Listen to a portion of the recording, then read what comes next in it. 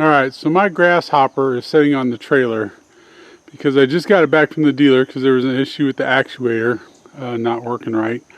They fixed that, it's running fine, loaded it up on the trailer. I had a problem with it starting once or twice, which I've had before, where you turn the key and sometimes nothing happens. You turn it again and it fires right up. And the guy was like, yeah, there's some actuator switches that are on these the go levers, the drive levers, and they're, you know, it won't start unless it's in neutral. And he said sometimes those switches get bad or need adjusted or whatever. They're tricky. Wiggle your arms and, you know, your actuator arms here, and it'll start. So got it home and it won't start. I've tried 10 to 15 minutes. It just won't start. So I need to get to these safety switches. They're behind this panel here, and there's two screws, 2 bolts. One is right here. I've already taken them out. One is right there, and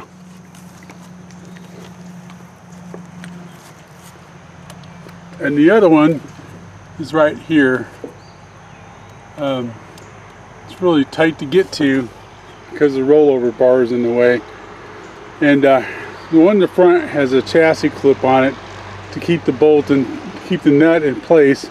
This one here does not, so it's a real pain to get off. You have to basically reach up underneath here to try to reach up in there and hold that nut while you undo the bolt. But I've got those off, so we're going to pull this off and look at the actual safety switch.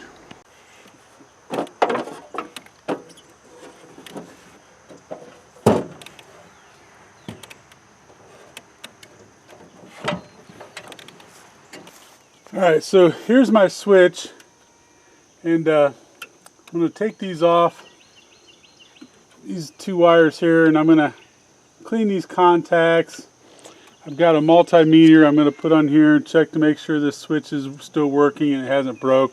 Clean these contacts, put it back together, see if it starts. If it doesn't, I'm going to take a wire and jump these, this right here, short circuit these 2 together to bypass this switch, see if it starts, and we'll see where we're at.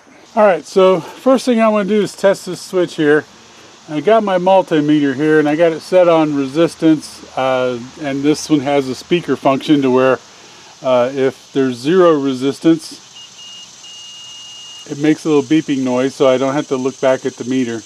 But basically the switch should be open, which means it should be like it's reading OL now. It should be open or have infinite resistance, or actually the resistance of the air gap when it's not activated, and then when it's activated it should go to 0, which it's doing. So that tells me this switch is good, and that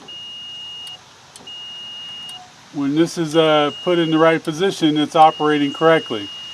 So I'm just going to clean these up real quick, put this back together, and try the one on the other side and see if it's working right. Now, it is possible that the switch is working and my my connectors are not making good connection, because these things look pretty dirty. So I'm going to go ahead and clean these while I'm here. One of my favorite things to clean electrical connections with is a pencil eraser. If you have one of these for an ink pen, they're even better. I like those a lot better. They're a little bit more abrasive. But basically gonna rub on this with the pencil eraser. It should shine this up a little bit, make sure that it's nice and clean. Any oxidation that was on there, help clean that off. You can see those a little shinier already. Try to get the back side as best I can. And then on these connectors, there's no real easy way to get up in there and clean these. Like I said, they look pretty dirty, pretty corroded. So what I'm going to do is, you know, these things work on the principle of some some resistance here, and when you put that in there, the metal has to make good contact for it to fit on there. And these are really kind of loose, so I'm going to tighten these up a little bit. I got a pair of crimpers. These are crimpers for a different connector, but it's got a flat spot here where I can put that on there and crimp these parts right here down a little bit. Okay, so you can see when I push on that, these ends come in, they come down a little bit, and then when I put that on the connector, it should make a better connection. That's really tight going on there, so that's what I wanted. Alright, so I'll put the panel back on here, and we'll check this out. See if it'll start, see if it was just some dirty connectors or not.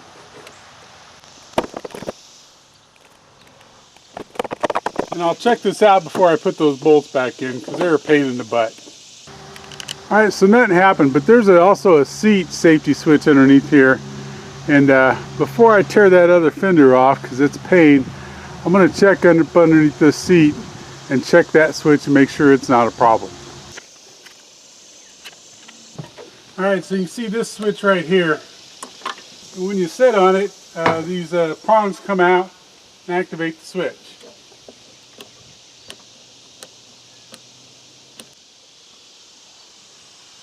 Alright, so when I push on that seat, it makes contact, so that switch there is working right.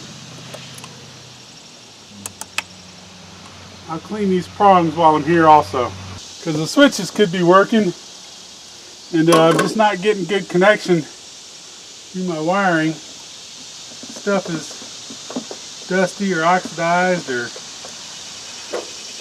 vibrated loose over the years. I want to make sure that that's not a simple problem like that that's causing my issue. Because otherwise you chase switches down all day long, they all work fine, you can't figure out what's wrong.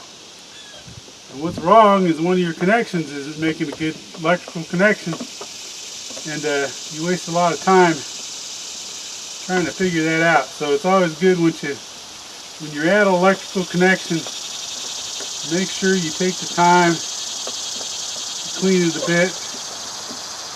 Make sure it's nice and snug and tight before you move on. So same thing with these. I'm going to crimp these down a little bit. Make sure they're making good tight connections.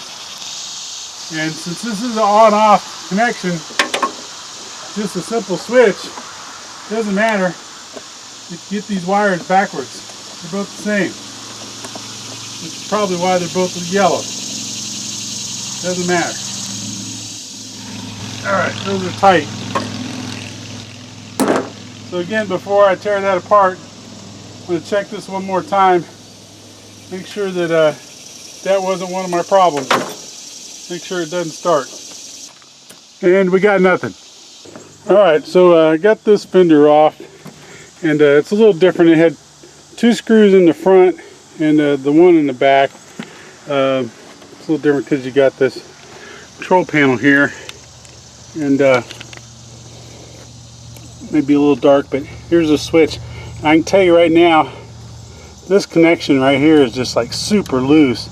I'd really be surprised if it's making a connection at all. So I think this may be our problem. Alright, I actually moved the trailer so I had a little bit better light, but look at, can you see how loose that is? It's just, I mean, it just rattles around. It's not tight at all.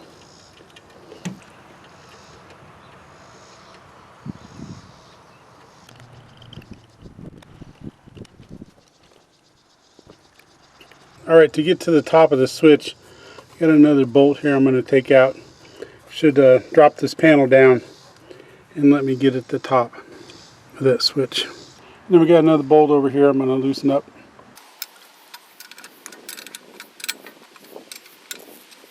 Alright, so I got those bolts loose.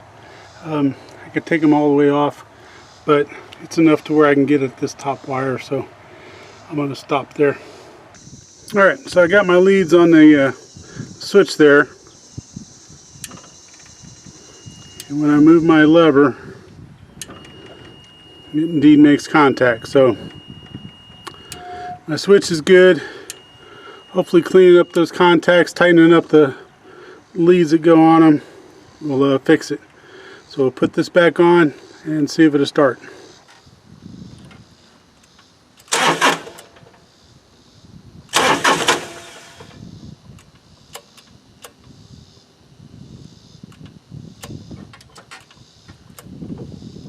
Alright, so I was pretty sure it was a safety switch, but I've tried starting it even while I was wiggling all those connectors and the connectors to the connectors, and a couple times it started to start, but then the next time it wouldn't. So I'm pretty sure my safety switches are good.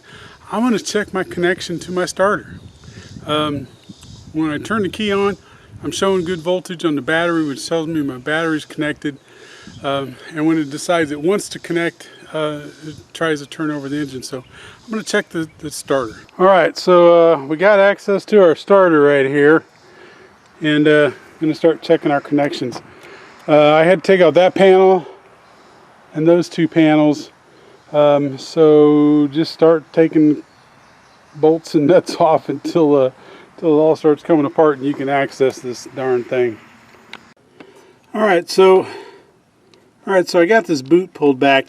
Nothing seems loose down here, but these connections look pretty corroded and have a bunch of gunk on them. So I'm going to go ahead and take this nut. So I'm going to go ahead and take this nut off right here and clean up all those connections, put it back together, and see if that works. Alright, so this is the washer and the nut from the starter terminal, and these are the connectors, and you can see they kind of look corroded up here, but all the rest of these things, the contact part that makes contact, the round terminal part here, these all look pretty good actually. So I'll be surprised, and you can see the nut there looks pretty good too. I'd be surprised if that's my issue. Tightening, checking the positive to the starter didn't do me no good. All the other wires look tight and clean. I'm left with one last safety switch that I'm aware of, which is this parking brake switch. And so I'm gonna see if I can't pull this connector out right here and test it and see what's going on with it. Hopefully that's it, because otherwise I'm gonna have to take this thing back to the dealer because I don't know what else to check. Alright folks, one of the last things I did was I lifted the seat up here and I checked my fuses. All my fuses were okay, but the contacts looked pretty gray and powdery and dull, and so I went ahead and I cleaned those. In particular, these first two over here on this side are starter and ignition. See, there's a little map there, tells you what's what. I cleaned them all. I took them all out, scraped them off my pocket knife, polished them up with a pencil eraser, put them back in, started right up. So don't do like Stu. I took off this fender, I took off the other fender, I took off all my covers here to get to the starter. I did a lot of work when I could have just lifted my seat and cleaned my fuses and put them back in, and it would have started up. So now I got to attach all this stuff back up, button it up, and finally get this off here. But at any rate, so check the easiest things first. Check the fuse box. I also wanted to mention there's a couple relays here, which could have been my problem. I think the one with the blue wires here is the one that for the starter. At any rate, I'm not going to worry about checking those because it's running and I got stuff to do. But that would have been the other final thing to check, was that relay, or just buy a new relay, pop it in there and see if it fixes your problem. At any rate, I'm going to button this back up and get to mowing grass.